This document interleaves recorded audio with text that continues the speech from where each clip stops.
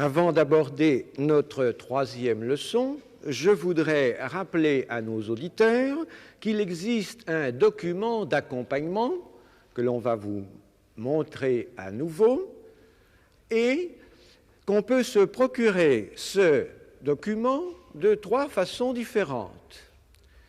Soit en venant le chercher à la librairie du CNAM, où on le trouvera au prix de 4,50, soit en envoyant un chèque de 6 francs à l'ADETAM, compte courant postal 13 765 41 Paris, l'adresse de l'ADETAM étant l'adresse du conservatoire, c'est-à-dire 292 rue Saint-Martin, Paris.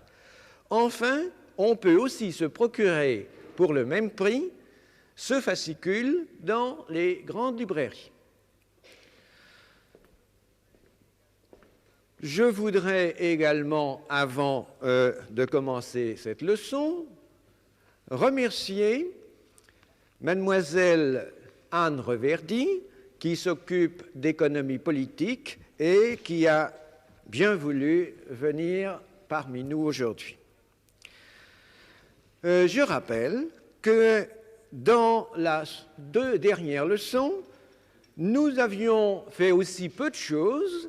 Nous avions parlé des opérations sur les parties d'un ensemble et, étant donné 2 parties A et B de l'ensemble E, nous avions défini 3 opérations, l'opération d'intersection, l'opération d'union et enfin l'opération d'union exclusive, dite encore opération de différence symétrique, que nous avions représentée par delta.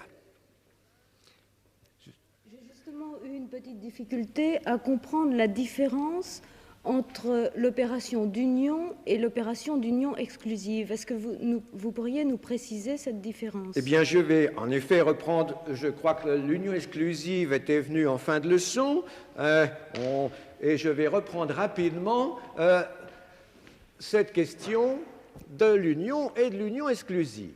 Peut-être un simple dessin permettra de voir rapidement la nuance qui existe entre ces 2 notions. Voici 2 parties AB de l'ensemble E et je vais couvrir de hachures l'union de ces 2 parties.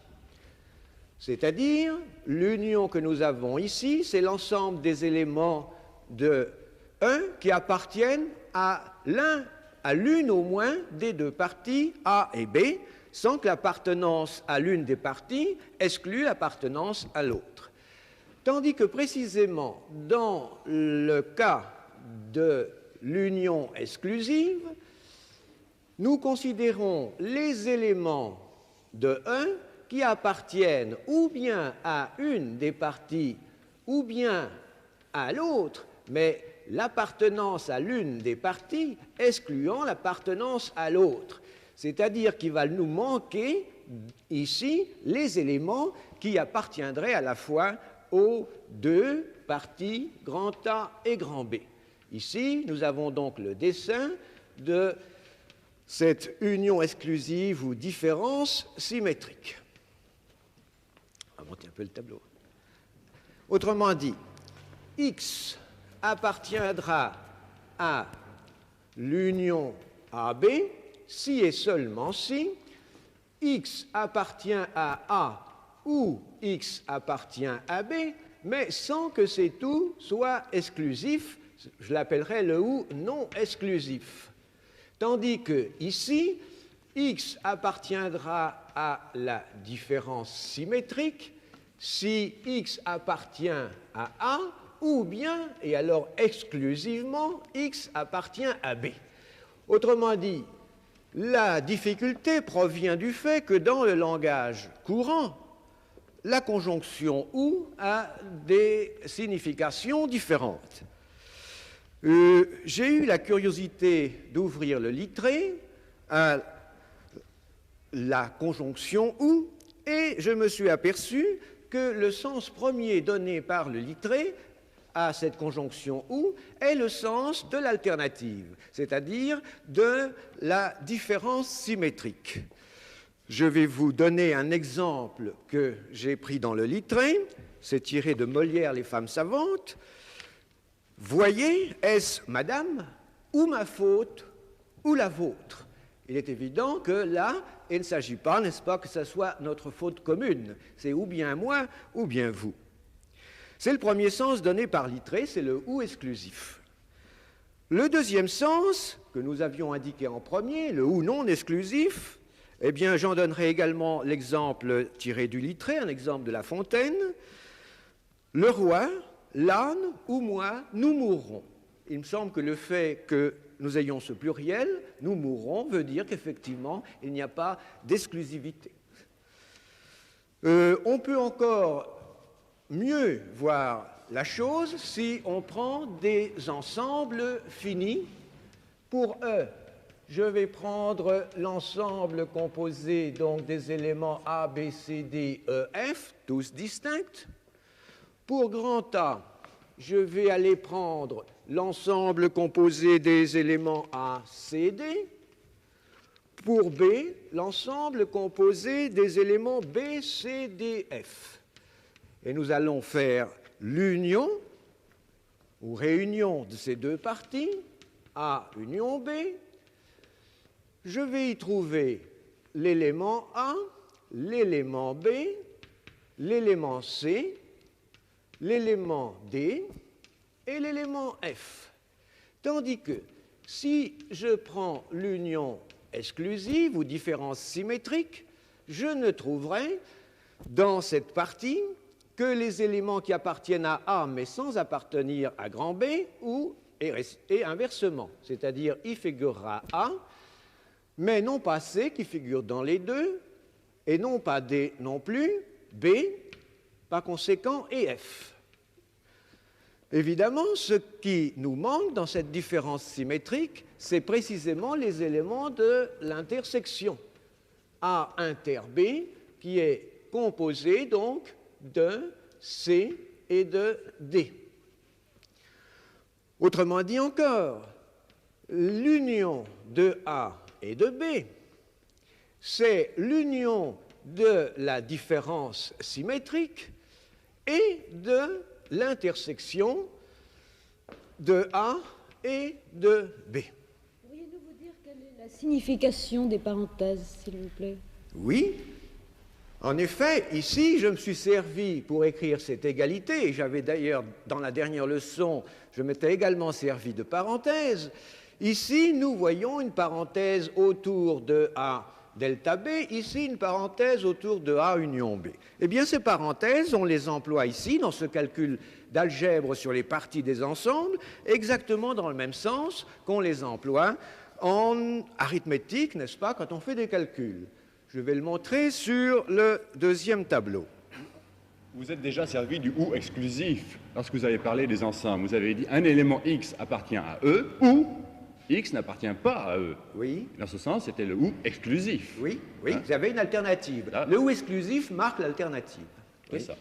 Si je comprends bien, lorsque les deux parties A et B n'ont aucune partie commune, à ce moment-là, la différence symétrique C'est tout à fait est exactement la même chose que l'union. C'est tout à fait exact.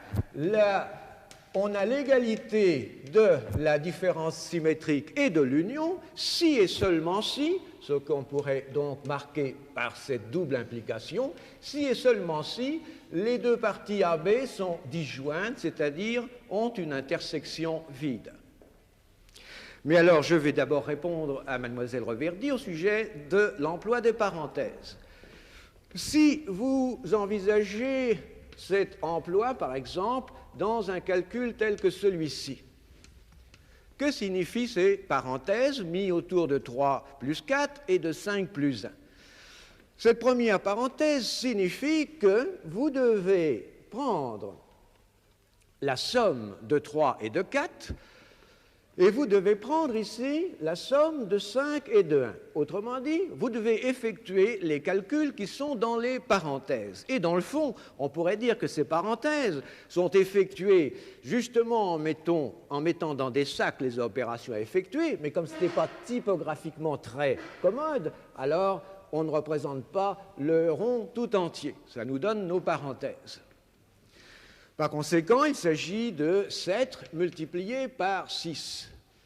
Et lorsque j'ai écrit tout à l'heure, lorsqu'on écrit par exemple, je vais reprendre un autre exemple, A, union B, intersection 2, alors les parenthèses n'ont pas toujours une forme ronde, on peut aussi prendre des parenthèses carrées par exemple.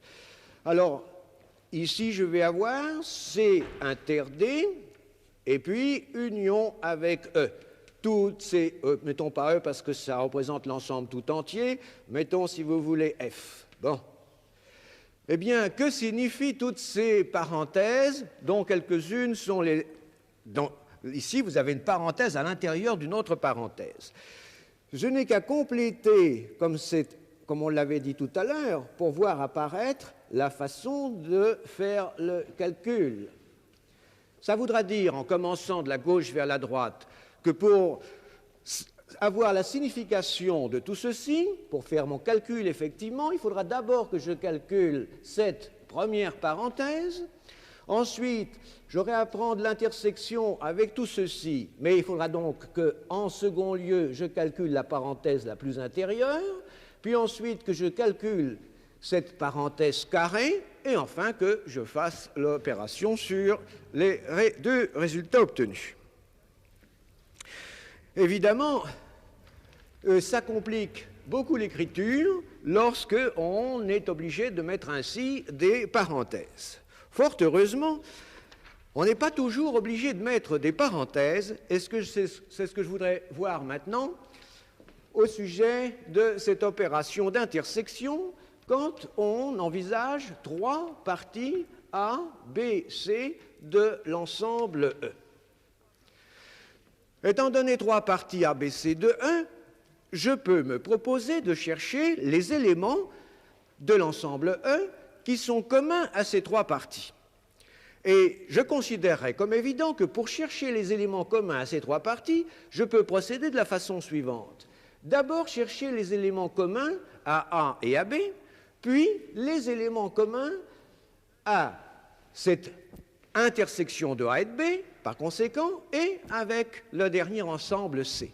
C'est-à-dire que pour obtenir les éléments communs, je viens de faire les opérations suivantes, A inter B, et une fois cette partie obtenue, je cherche les éléments communs avec C.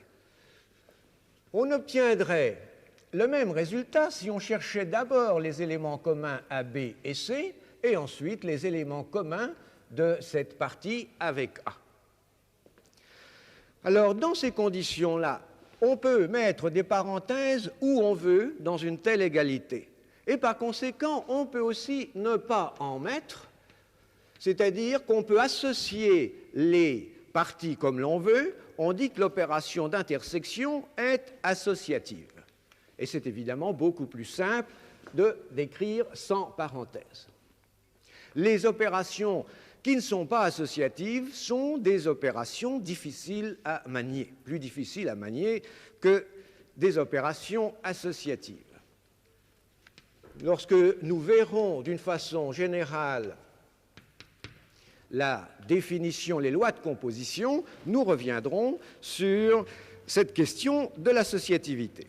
Est-ce que vous avez admis la démonstration de l'associativité, ou alors vous considérez que c'est un axiome? Si vous voulez, je pourrais... C'est une propriété de la conjonction « et ». Appartenir à A, à grand A, et à grand B, et à grand C, je considère en effet qu'il est évident que ça revient au même de dire que l'élément appartient à A et à B, donc à l'intersection d'A, B, et aussi à C, donc à l'intersection. C'est-à-dire que je ne peux pas vraiment faire une démonstration. Pour faire une démonstration, il faudrait que je sache manier d'une façon mathématique cette conjonction. Il faudrait donc que je m'engage dans la logique mathématique, et c'est une chose que, au niveau de ce cours, je n'ai pas voulu faire. Donc vous admettez que c'est un axiome au niveau de ce cours. Finalement, si vous voulez, on peut encore le montrer, mais non pas le démontrer en considérant le dessin habituel, c'est-à-dire voici ici la partie grand A, voici la partie grand B, voici la partie C. Les éléments qui sont communs à A, à B et à C, nous les voyons ici, une petite surface couverte de hachures. Et je vois, mais ce n'est pas une démonstration, que si je considère les éléments communs à A et à B, ce sont donc les éléments qui sont à l'intérieur de ce contour. En cherchant les éléments de cette partie commune A et à B, de A inter B, qui sont en même temps éléments de C, je retrouve, n'est-ce pas, les éléments communs aux trois parties. C'est-à-dire, je retrouve ce qui avait été initialement couvert de hachures. Mais ce n'est pas une démonstration. C'est une propriété de la conjonction et. À propos de la différence symétrique, pourquoi ce vocabulaire différence symétrique? On comprend très bien union, on comprend très bien intersection. Oui. Différence symétrique. Alors, le mot différence symétrique pour représenter, pour dire cette opération qui s'appelait A delta B, je l'ai aussi appelée, n'est-ce pas, cette opération union exclusive. Seulement, il faut dire qu'union exclusive n'est pas un mot très utilisé. Le mot employé, c'est différence symétrique. Pourquoi différence symétrique? C'est parce que lorsque je cherche la différence symétrique, je cherche ou bien les éléments de A qui n'appartiennent pas à B. Par conséquent, je cherche l'intersection de A et du complément de B, ou bien qui appartiennent à B mais n'appartiennent pas à A, c'est-à-dire qui sont des éléments de l'intersection de B et du complément de A.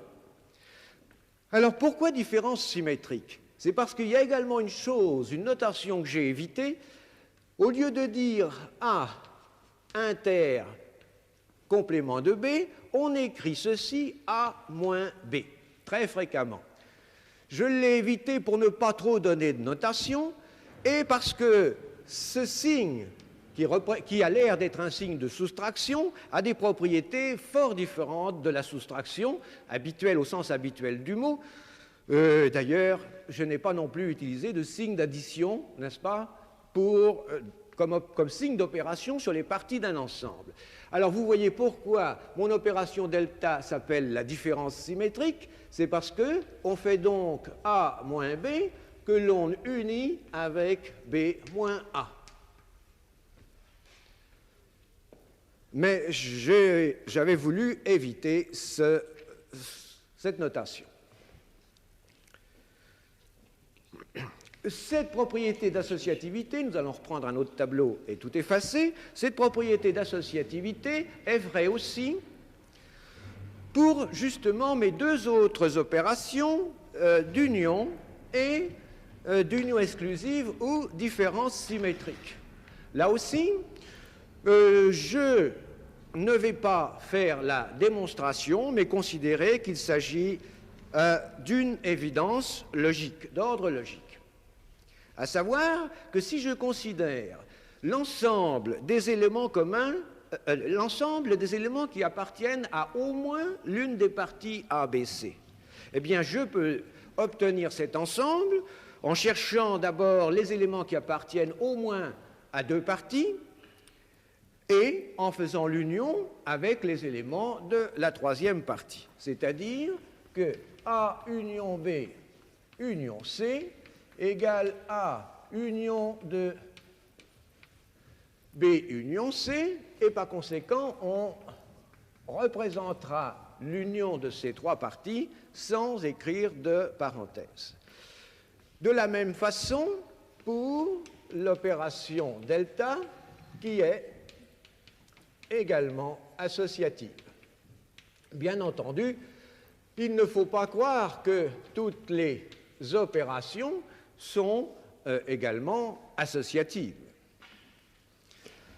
Vous nous avez défini 3 opérations. Existe-t-il d'autres opérations sur les parties d'ensemble? Oui, en fait, il existe 16 opérations qu'on peut définir sur deux parties d'un ensemble. Et nous en avons déjà défini plus que 3 en réalité. Si je reprends donc un couple de parties A, B de l'ensemble grand E, nous avons déjà vu qu'on pouvait envisager l'intersection de A et de B, les éléments de A qui n'appartenaient pas à B, ou bien les éléments de B qui n'appartenaient pas à A, ou bien encore les éléments qui n'appartenaient ni à A ni à B. On le voit ici, ni à A ni à B, chacune de ces opérations correspond en effet à une certaine conjonction logique. Eh bien, tout à l'heure, à l'instant, j'avais écrit ici, pour A intersection avec B bar, j'avais écrit A moins B, et ici, bien entendu, il s'agit de B moins A. J'ai donc au moins ces 4 opérations. Ces 4 opérations qui correspondent à un petit dessin qu'on avait déjà fait dans la dernière leçon. Voici A, voici B, voici en 1 la partie commune, en 2 nous avons les éléments de A qui n'appartiennent pas à B, en 3 nous avons les éléments de B qui n'appartiennent pas à A, et enfin en 4 nous avons les éléments de E qui n'appartiennent ni à A ni à B. Il est évident que je peux maintenant unir de telles parties. Je peux aussi prendre les complémentaires. Si je prends par exemple le complémentaire de ma partie 4, le complément donc du complément de A intersection complément de B, je vais avoir la réunion des parties 1, 2 et 3. La réunion des parties 1, 2, 3, qui est tout simplement l'union de A et de B. C'est ce qu'on avait vu la dernière fois sous le nom de loi de Morgan. Oui, pourriez-vous nous expliquer ce que signifie la grande barre? Oui. Est-ce que ce n'est pas très clair comme ça? Nous voyons ici une grande barre qui est au-dessus de toute cette expression. Ça veut dire, peut-être, ça serait plus clair en effet si on mettait ici une parenthèse. Nous voyons alors qu'il s'agit de prendre le complément de cette partie que nous avons marquée ici entre parenthèses et qui est obtenue par l'intersection des compléments de A et de B. Eh bien, je peux prendre de même les compléments de 3, de la partie 3, de la partie 2 et de la partie 1. Autrement dit, je vais aller obtenir 4 nouvelles parties, les complémentaires des précédentes. Je ne les écris pas toutes parce que je reviendrai plus tard sur tout ceci quand on parlera des algèbres de boules. Je vais simplement vous montrer aujourd'hui, très rapidement, qu'en fait, on peut définir ces opérations sur les parties. Il y a donc ces 4 premières, ça veut dire qu'à un couple AB, je peux par exemple faire correspondre cette différence A moins B, ou encore A inter B bar. Ou bien je peux faire correspondre au couple AB, par exemple, ceci, ou bien encore je peux faire correspondre l'union de 2 de ces parties. Ici, nous avons les parties 1, 2, 3, 4, ici, nous avons les unions de 3 de ces parties, c'est les complémentaires de ce que nous avons ici en 1, 2, 3, 4, ou bien nous avons alors l'union de 2 parties. Par exemple, l'union de 1 et de 2, c'est-à-dire de A inter B avec A inter B bar, c'est-à-dire tout simplement A. De même, nous allons obtenir B, et enfin, si nous faisons l'union de 2 et de 3, nous avons précisément la différence symétrique. Nous avons donc ici 1, 2, 3 opérations. Nous pouvons en prendre les compléments. Nous aurons A bar, nous aurons B bar, et nous aurons donc le complément de A delta bar. Ça nous fait en tout, jusqu'à maintenant, 4 et 4, 8 et puis 6. Et il en reste 2 autres que je peux prendre en unissant les 4 partie 1, 2, 3, 4, s'il me donne l'ensemble E tout entier, ou alors le complémentaire, c'est-à-dire l'ensemble vide. Ainsi, à deux parties A, B, je peux faire correspondre l'une de ces 16 parties qu'on peut définir comme on vient de le voir. Et je vous fais remarquer qu'on peut définir ces parties comme union de ces intersections. Pour ceux qui font de l'algèbre de Boole, c'est une sorte de décomposition canonique, n'est-ce pas, en union de parties qui sont disjointes. Les parties 1, 2, 3, 4 sont disjointes et qui sont obtenues à partir de A et B par des intersections. Vous venez de définir 16 opérations à partir de l'union, l'intersection, le complémentaire. Oui. Est-ce qu'il est nécessaire d'avoir l'union, l'intersection et le complémentaire pour définir ces 16 opérations? Voilà. En fait, je ne crois pas, parce que d'après le théorème de De Morgan que vous avez rappelé ici, Voilà. on définit l'union à partir Il de est évident que l'étude algébrique complète de cet ensemble de parties sur lequel agissent 16 opérations est quelque chose qui n'est pas absolument évident et facile. En particulier, comme on vient de nous le rappeler, ici est définie une opération d'union à partir de complémentaires et d'intersections. C'est-à-dire que ces 16 opérations, elles peuvent se définir les unes certainement à partir des autres. Il y a en particulier une opération, c'est justement cette différence A moins B, dont on montre qu'à partir de cette unique opération, on peut obtenir toutes les autres. Il en est de même, bien entendu, pour le complément de cette opération. Pour l'opération qui représente, par conséquent, union 1, 3, 4, le complément de cette partie 2. Alors ça, je ne voudrais pas trop m'attarder là-dessus. C'est vraiment du calcul algébrique sur les parties d'un ensemble qu'on retrouvera au moment où on parlera des algèbres de Boole. Cependant, je ne voudrais pas abandonner mes trois parties A, B, C sans faire remarquer une chose. Je vais donc prendre trois parties A, B, C d'un ensemble E. Et comme on l'avait fait à propos de deux parties, nous allons classer les éléments de E par rapport à ces parties. Il y a une première alternative, je vais les prendre dans l'ordre ABC, ou bien mon élément appartient à A, ou bien il ne lui appartient pas, c'est-à-dire il appartient au complément de A. Maintenant, de nouveau, nous avons ici une alternative. Ces éléments qui appartiennent à A, ou bien ils appartiennent également à B, ou bien ils n'appartiennent pas à B. Et nous retrouvons alors les quatre parties dont il a été question il y a un instant. Mais par rapport à la troisième partie C, nous avons de nouveau une alternative, à savoir parmi les éléments de chaque partie, ou bien on a des éléments qui appartiennent également à C, ou bien ils n'appartiennent pas à C.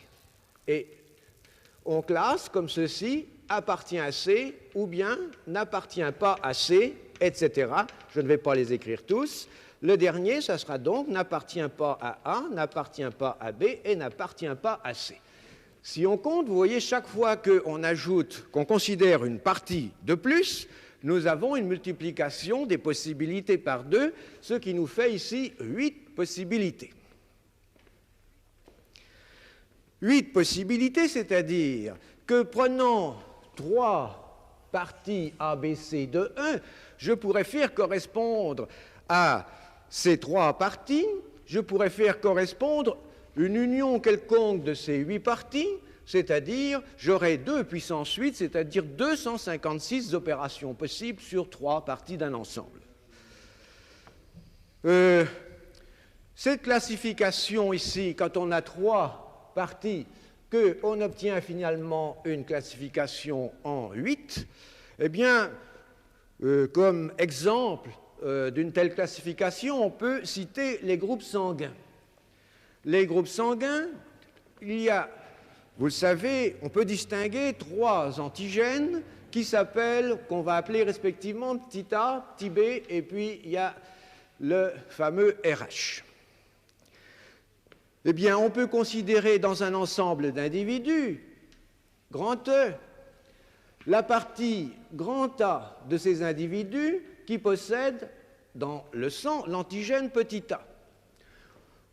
On peut considérer l'ensemble grand B qui possède l'antigène petit b et l'ensemble, on va l'appeler grand R, de ceux qui ont l'antigène RH. Ça nous fait une classification en 8 parties où, ici par exemple, à l'intersection de A, de B et de R, je trouve les individus qui possèdent à la fois l'antigène A, l'antigène B et l'antigène RH. Alors, on dit qu'il s'agit du groupe sanguin AB RH+, en marquant RH+, chaque fois que le facteur RH est présent.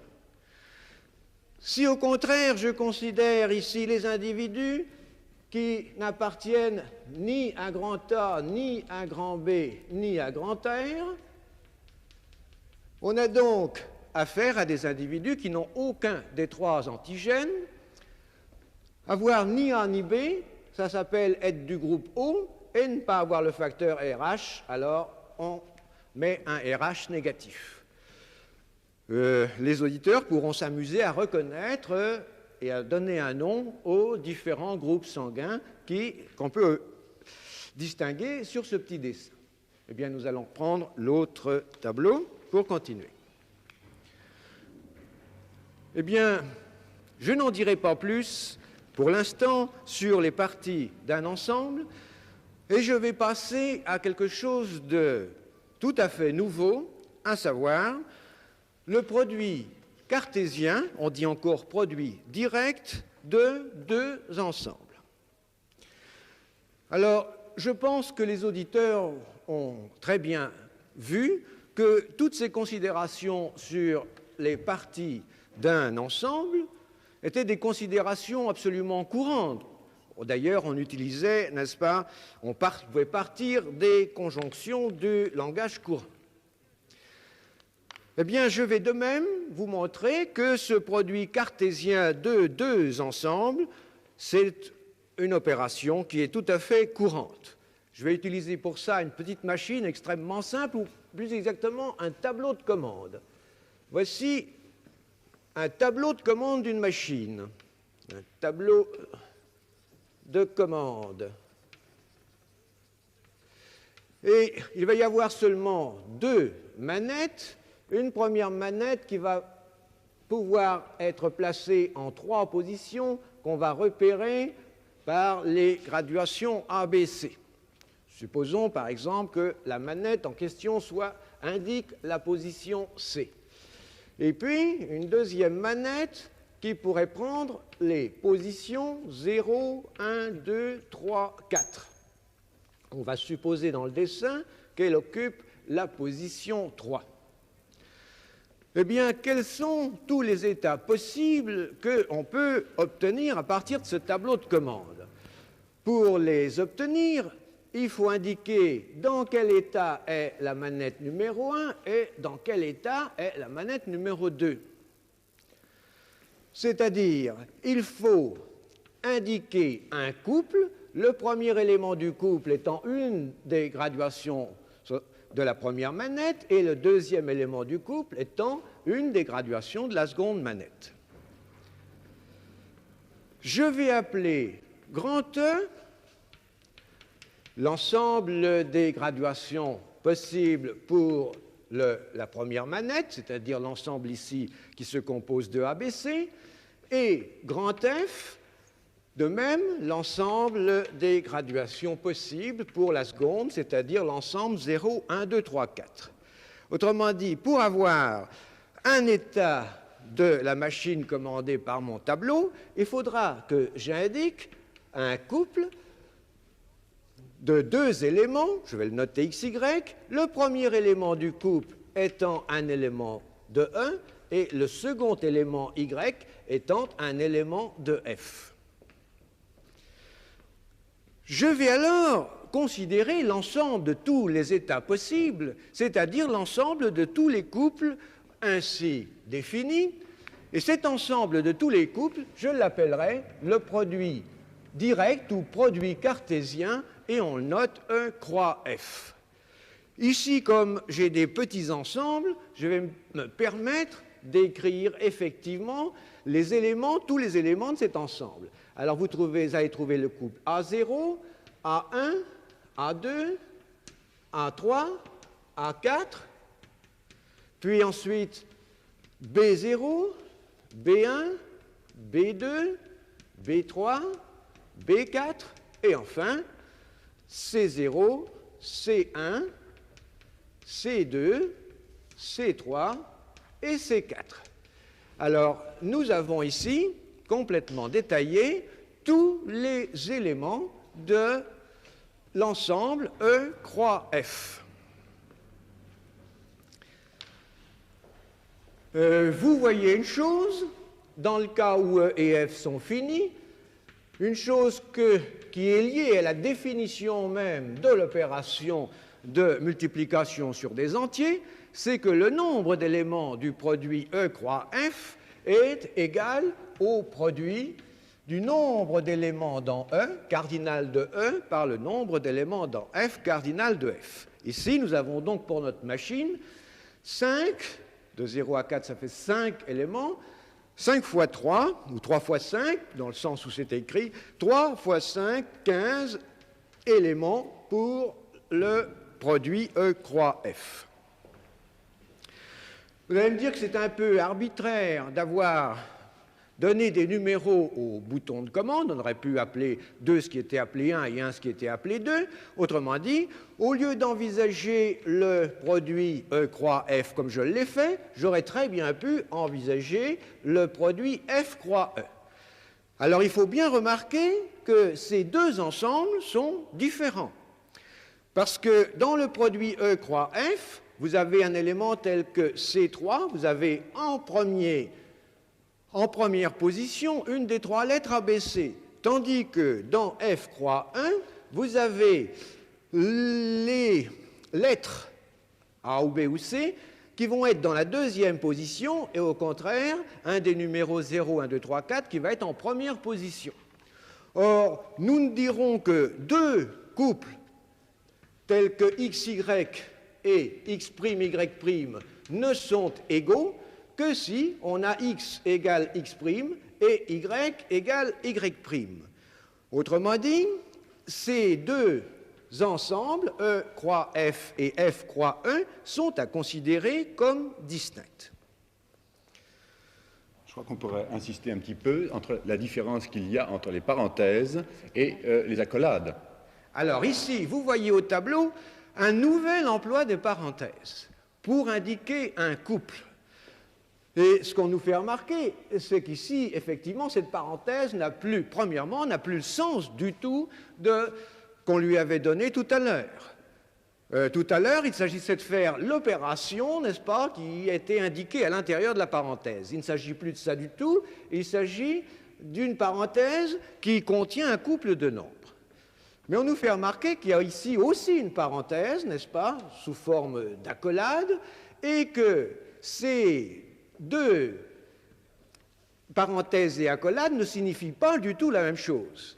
En particulier, je viens de montrer que dans ce couple, vous n'avez pas le droit d'échanger entre les éléments qui sont dans le couple, tandis que si je considère avec l'accolade cet ensemble composé d'X et d'Y, j'aurai naturellement la même chose YX, puisque un ensemble ne tient pas compte de l'ordre des éléments qui appartiennent à l'ensemble. Autrement dit, cette notion de couple introduit un ordre, comme on le voit d'ailleurs, n'est-ce pas ici, entre sur les deux ensembles. Et même, ceci est vrai, même si je considère non pas le produit de deux ensembles distincts, mais le produit d'un ensemble par lui-même. On va reprendre l'autre tableau pour aborder cette question.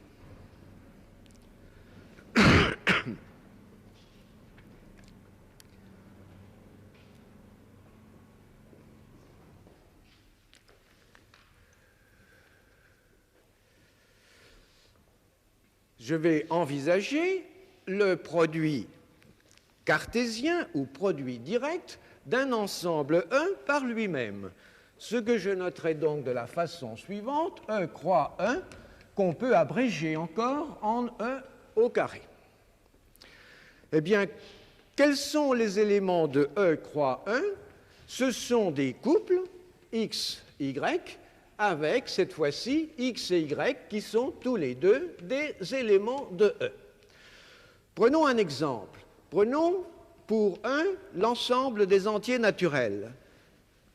Qu'est-ce que c'est que n carré ou n croix n? N croix n, c'est l'ensemble des couples d'entiers. Par exemple, l'ensemble du couple des... Voilà un élément, 3, 2, qui est distinct, bien entendu, c'est ce qu'on a dit il y a quelques instants, du couple 2, 3. On peut donner une représentation géométrique très facile de tous les éléments de N2. Pour ça, on va monter un petit peu le tableau. Voici. Ici, je vais sur cette première droite horizontale marquer les points 0, 1, 2, 3, 4, etc., qui représentent donc mes entiers naturels.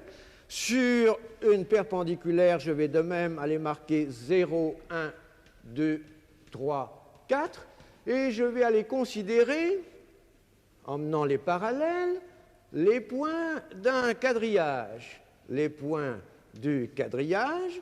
Alors, partant de ces éléments, voici tous les sommets de mon quadrillage. Si je considère ici un élément du premier ensemble, et ici ces nombres comme des éléments du deuxième ensemble, j'aurai le couple 3, 2 qui sera obtenu en prenant ici l'élément 3 dans mon premier ensemble, l'élément 2 dans mon second ensemble, c'est-à-dire que l'élément 3, 2, le couple 3, 2 sera représenté par ce point du plan. Alors que le couple 2, 3 sera obtenu en prenant 2 dans mon premier ensemble, 3 dans le second, c'est-à-dire le couple 2, 3 sera représenté ici par ce sommet du quadrillage.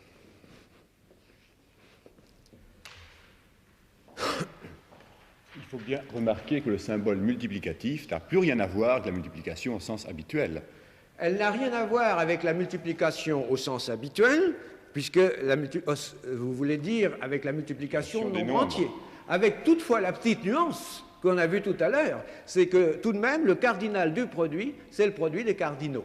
Ce qui justifie, d'une certaine façon, le signe multiplicatif utilisé ici pour marquer le produit cartésien des deux ensembles. Et pourquoi appelez-vous ça le produit cartésien? Alors, j'y viens à l'instant, en effet, en vous montrant que on l'a déjà presque ici, n'est-ce pas, sur ce dessin, l'explication du pourquoi du produit cartésien, mais pour vous le montrer mieux, je vais maintenant envisager le produit cartésien de deux droites, en considérant ces droites comme des ensembles de points. Pour avoir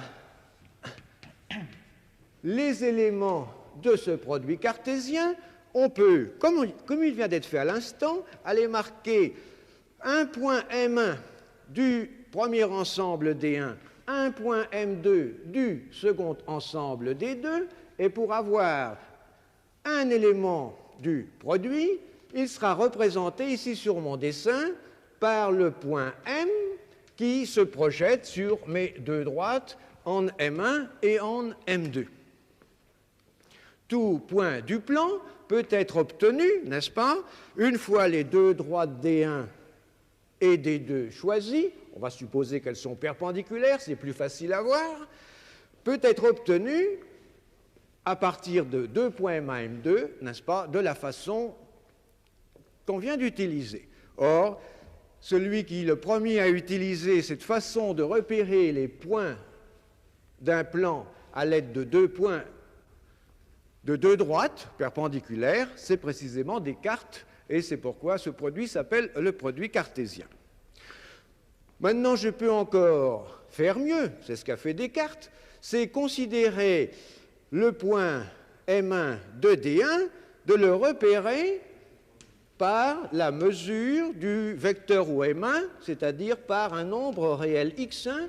De même, le point M2 sera repéré par un nombre réel x2, si bien que mon point M sera repéré par un couple de nombres x1, x2, c'est-à-dire par un élément du produit direct de R par R, c'est-à-dire par R2.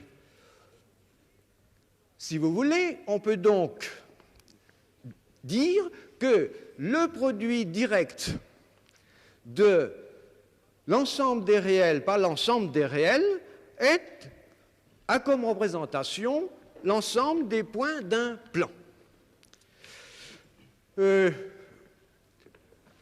À cause de cette représentation, on peut alors convenir d'une représentation qui est une simple image du produit direct d'un premier ensemble qui aurait comme élément ABCD, que je considère ici comme représenté par des points d'une droite. Voici mon ensemble E.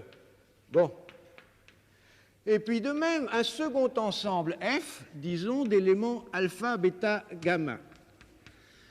Pour avoir le produit direct de ces deux ensembles, on va imiter ce qui vient d'être fait, c'est-à-dire dessiner les éléments du produit comme les points que je marque ici d'intersection de toutes ces droites. Vous allez avoir ici le produit direct de E par F. Le point que nous voyons ici représente le couple, alors en premier élément C et en second élément alpha. Il y a des ensembles que vous connaissez bien, et on en a parlé dans la première leçon, et qui sont des produits directs.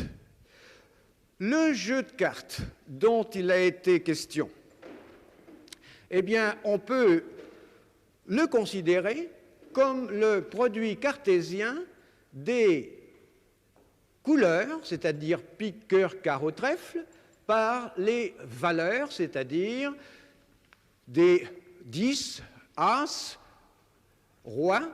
On est en train de vous montrer non pas tout le jeu de cartes parce que ça tiendrait un peu trop de place, mais vous voyez dans les lignes, vous voyez effectivement des piques, des cœurs, des trèfles, des carreaux. En colonne, vous voyez 10, Roi, As. Vous avez là un produit cartésien de 4 couleurs par seulement 3 valeurs.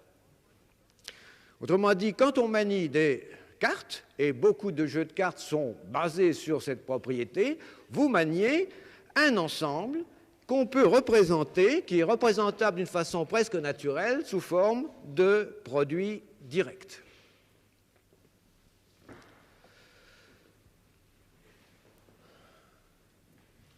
Eh bien, nous allons effacer pour obtenir un tableau. On peut généraliser cette notion de produit cartésien de deux ensembles à plusieurs ensembles. Je vais commencer par prendre 3 ensembles. Prenons donc, rangés dans un certain ordre, 3 ensembles E, F, G. Que va être le produit direct de E par F par G? Eh bien, je vais envisager un triplet au lieu d'un couple, c'est-à-dire une suite de 3 éléments mis dans une parenthèse, tels que X soit un élément du premier ensemble, ce qui est en première position, Y un élément du second ensemble et Z un élément du troisième ensemble. Alors ici, il faut faire attention à une petite chose, c'est que ce produit cartésien, il n'est pas du tout associatif.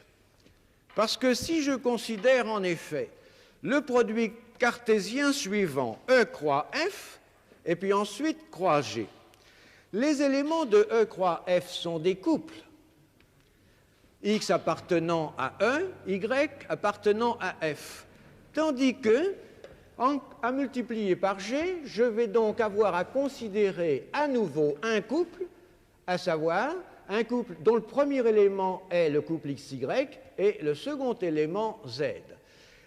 Vous voyez que j'ai affaire à un couple ici dont un des éléments est un couple, tandis que dans un triplet, nous n'avons pas du tout cette structure. Il faut bien dire qu'on peut en effet faire correspondre ce triplet avec ce couple de couples et par conséquent, par abus de langage, on pourrait à la rigueur considérer que ce produit croix de deux ensembles est associatif. Mais il s'agit nettement d'un abus de langage. Bien entendu, je peux prendre les trois ensembles identiques et j'aurai alors à envisager, par exemple, E au cube, c'est-à-dire E croix 1, les éléments de E au cube seront donc tous les triplets x, y, z avec x, y et z qui appartiennent à l'ensemble E. Tout à l'heure, nous avons vu que R au carré, d'une certaine façon, était représenté par les points d'un plan. On peut de même considérer R au cube, c'est-à-dire les ensembles de suites de trois nombres réels, rangés dans un certain ordre, et on peut faire correspondre à un tel triplet un point de l'espace, n'est-ce pas, repéré par son abscisse, son ordonnée et puis sa cote. On peut même, de la même façon, envisager le produit direct R4 dont les éléments seraient une suite de 4 nombres réels, x, y, z, t. R, c'est ce qu'on appelle la droite, c'est un espace à une dimension, R2, le plan est à 2 dimensions, R3, c'est l'espace à 3 dimensions. Ici, avec R4, nous avons une représentation de l'espace à 4 dimensions. C'est l'espace dans lequel travaille une théorie bien connue, la relativité, et un ensemble, un quadruplet ici, c'est-à-dire 3 nombres qu'on peut considérer comme représentant les coordonnées d'un point, et puis une 4e coordonnée qui représente le temps. C'est ce qu'on appelle un événement. En somme, R4, c'est l'ensemble des événements. Événements parce qu'on indique un lieu précis et un instant précis. Il n'est pas plus difficile, bien entendu, de travailler dans R4 que dans R3. Il ne serait pas non plus très difficile de travailler dans des espaces à 50 ou 100 dimensions. On ne les verrait pas avec les yeux, bien entendu. Ça voudrait tout simplement dire un espace à 50 dimensions, eh bien qu'on considère une suite de 50 nombres réels, R puissance 50. Je vais donner encore un exemple de produit direct. Je vais prendre pour E les lettres de l'alphabet, A, B, C, etc., jusqu'à Z, et je vais me contenter des 25 lettres de l'alphabet habituel. Qu'est-ce que c'est que, dans ces conditions, E puissance 4 ? Eh bien, E puissance 4 a comme élément des suites de 4 lettres. Par exemple, R, O, S, E. Voilà un élément de E4.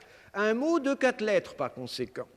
Bien entendu, ce mot est différent du mot REROS. Ce sont bien les mêmes éléments, mais pas mis dans le même ordre. J'ai emprunté cet exemple à mon collègue Évariste Dupont. D'une façon générale, combien E puissance 4 a-t-il d'éléments, c'est-à-dire combien peut-on former de mots de 4 lettres? Eh bien, il y en a donc 25, qui est le cardinal de E, à la puissance 4, ce qui donne un nombre considérable, c'est à peu près 400 000. Il y a à peu près 400 000 mots de 4 lettres. Mais il faut bien dire que parmi ces mots, vous n'avez pas d'aussi jolis que ceux qui viennent d'être écrits, vous en avez aussi tels que ceux-là qui ne sont pas très prononçables. Mais bien entendu, j'appelle mots tout de suite de 4 lettres choisies dans l'alphabet.